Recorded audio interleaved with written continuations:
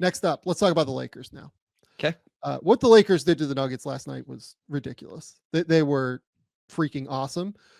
I will say, this is a team that like lost to Chicago, lost to the Hornets. So like, let's caveat this very quickly, right? Let's just be completely upfront. Like, this is a team that has shown a couple of concerning losses. I don't really care. I think that's the easiest way for me to put it. I don't care because you can already see how this team is starting to mold around Luka. And I think it took them a couple of games to do that, largely because Luka was coming back from injury early throughout this. Like, he had sat out since Christmas and then gets thrown into the fire in like a totally new situation. And he's a very on ball player. They had to figure out how to completely adjust their scheme. Here's the thing. They have two like basketball savants next to him in LeBron James and Austin Reeves. Those two guys are going to make it work around whoever. Like, they're going to be fine.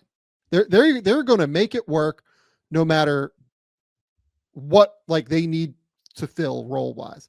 You could already see some of the transition synergy between Luka and LeBron already. Yeah. Like, people have like asked, even in the shitty games, they were doing that. Look, here's what I'll say real quick. I watched 2 of the 3 bad games, and Luka was just trying to be like a good teammate and you knew something was going to happen eventually. I don't know, whatever. I haven't actually watched the game from last night yet. I haven't got the chance. As I told you, my kids had basketball games, and but you just knew that what they were doing, like in that Hornets game, in that Jazz game, that wasn't going to be how they were going to play. And it sounds like last night they finally kind of weaponized, we're going to attack the mismatches, and we have 3 different dudes that can do it. And Luka decided, hey, I'm going to play. He was playing so much off the ball in those first 3 games. It's like, it was making me mad, and I don't even care. And so, but yes, the LeBron Luka outlet passes are going to drive teams crazy because they can do it either way. Yeah. Like, LeBron will throw it to Luka, and Luka will throw it to LeBron. It's going to be ridiculous. Like, I've had a couple people ask me, yeah, but like, don't you think they're just going to get like bowled over on the inside and teams are going to be able to like out physical them? I'm not sure that people recognize like how big they are across the perimeter though. Like, Luka's fucking enormous. He's like 6'8", like 240 pounds when he's in shape, let's say. Like, who knows what he's at right now. It's not unfair to say. LeBron is 6'8", 6'9", 270 pounds. Austin Reeves is like 6'5" to 6'6". Dorian Finney-Smith is like what, 6'7", 220 pounds, something like that. Rui Hachimura is like 6'8", 6'9", 235 pounds or whatever he is. He's super fucking strong. They're just like, they're 5 main like perimeter, 1 through 4 guys. They're all fucking huge. They're all big. Like, Gabe Vincent's the only guy that's going to come in and be small. Like, Dalton Connect, you can say he doesn't play all that big, but like, he's still 6'5", like 200 pounds, and is like a real athlete. They're enormous in terms of how they match up with teams kind of across the perimeter. Yes, they don't have a great interior presence. Like, they're trying to make Jackson Hayes work. I will say, like, their defense with Jackson Hayes has been interesting because he's at least athletic enough to allow them to be like as hyper aggressive as it feels like they want to be. But like, he's not like a fantastic option at center. I think he like is working toward proving that he can be a backup center, but he's overtaxed as a starter. Yes. Alex Len, like, it hasn't quite worked yet with Len at this point. They're going to be at their best playing small at the end of the day. But they're so big across the like 1 through 4 positions that I don't know how small they like actually are in comparison to other teams across the perimeter, basically. My biggest worry for them defensively, and the funny thing is, their defensive rating over that 4-game stretch isn't the issue. They're 7th in defensive rating. They're quite good on defense right now. Like, that's a thing that a lot of people have not picked up on yet. Like, over their last 15 or so games, they've kind of figured out the defense. Like, they're probably a top 5 defense over those last 15.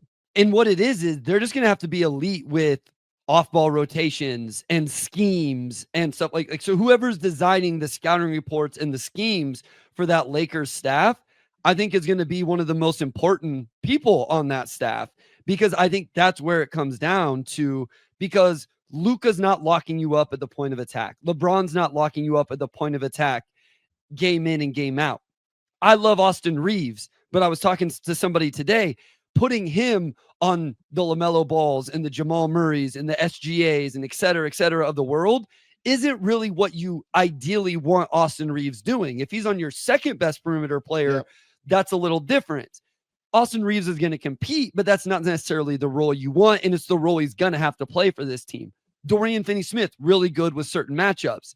But if they have great energy and great rotations and a really nice and smart scheme, you can make up for those things. And it seems like, yes, in the larger sample, they have done that, but also in the very small Luka sample, they have also done that. And that is impressive for them as a unit, as well as I do want to give credit to the coaching staff. And I don't know who to name specifically, because I don't know who the quote unquote defensive coordinator is or whatever, but whoever that is. And it sounds like this Nuggets game was really impressive with how they moved and swarmed and the energy level. And so they obviously have that potential to do those things.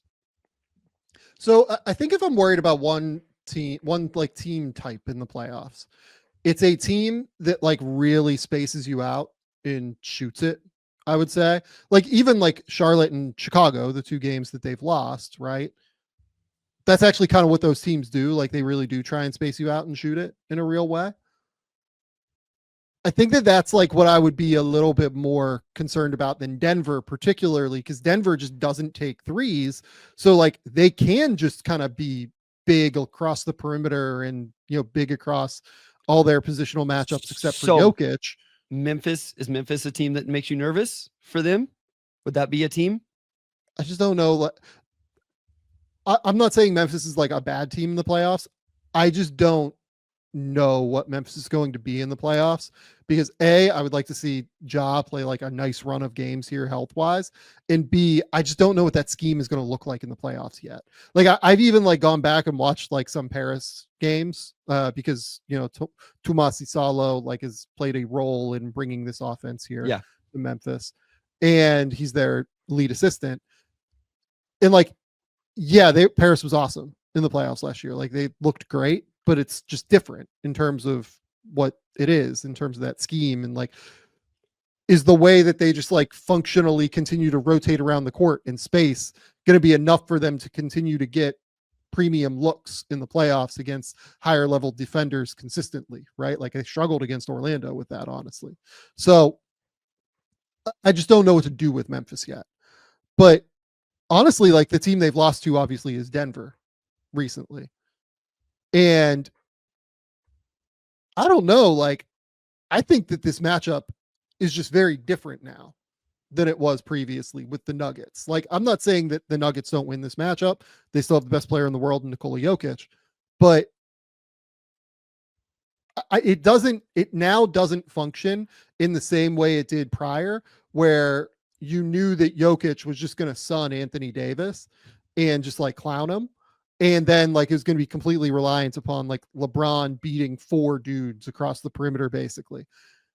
It just like artificially and like entirely changes the way that those two teams match up in a way that like I might take the Lakers in that series now. I think it's like a real question mark to me. Yeah. So like just looking at teams like Golden State's a team that shoots a ton of threes, Minnesota, OKC. You know, right now, Denver would match, or excuse me, LA would match up with Houston in the first round of the playoffs. What did you say there? You said their strength of schedule was really tough moving forward down the stretch. Yeah. And I would take the Lakers in a matchup against Houston. I was just wondering if they can move up. They're 2 back of the Nuggets, only 2.5 back of the Grizzlies, actually.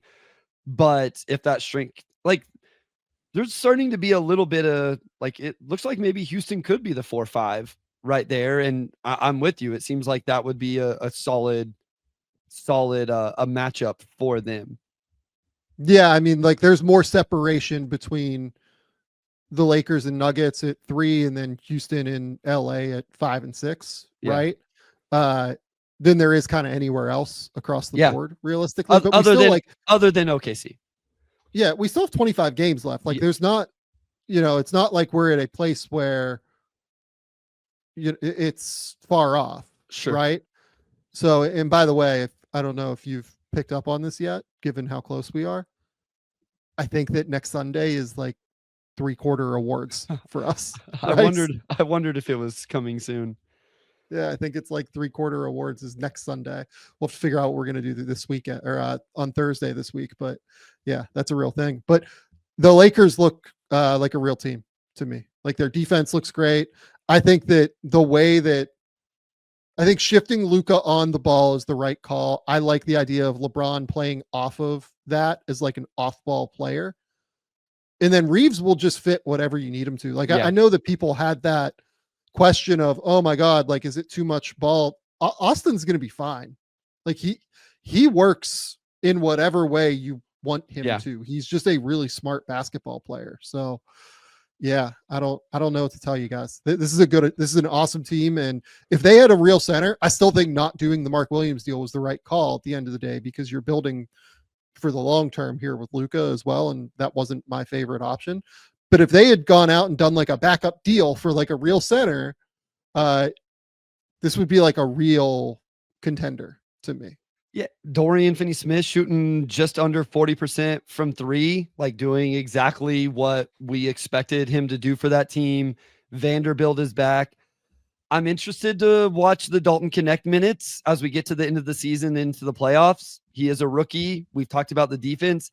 I think he played like, I don't think it was single digit minutes last night, but it wasn't a ton of minutes last night. So as they get into the stretch run and into the playoffs, I'm just kind of interested where the rotation goes if he eventually gets squeezed out of it because of that. And I mean, like Rui, not always my favorite player, but he's shooting almost 42% from 3 right now. And if he's knocking down catch and shoots, that's huge for them. Yeah, if we're just like at the point where Rui is able to hit 40 to 45% on catch and shoot threes, then like he's definitely a rotation player, and that's Yeah. all they need him to be. Like Yep. he is big and useful and rebounds, and if he's hitting open threes, and by the way, like he's going to get fed open threes now, Yeah. because of LeBron, Austin, and Luka being out there. Yeah, I mean, real shot. This team has like a real shot now. Yeah, I would feel better if I knew what the center position was going to be. I know you talked about like maybe just going small. I'm not sure. I'm interested to see how that'll hold up. But yes, the West is very interesting. Even with OKC and how much I believe in them, we haven't seen it fully in the playoffs yet. This would be their first run all the way there, to where like you see some of these teams put it together, you see some teams get hot down the stretch, and you could start to make the argument for multiple teams to be like, okay, these guys are real contenders.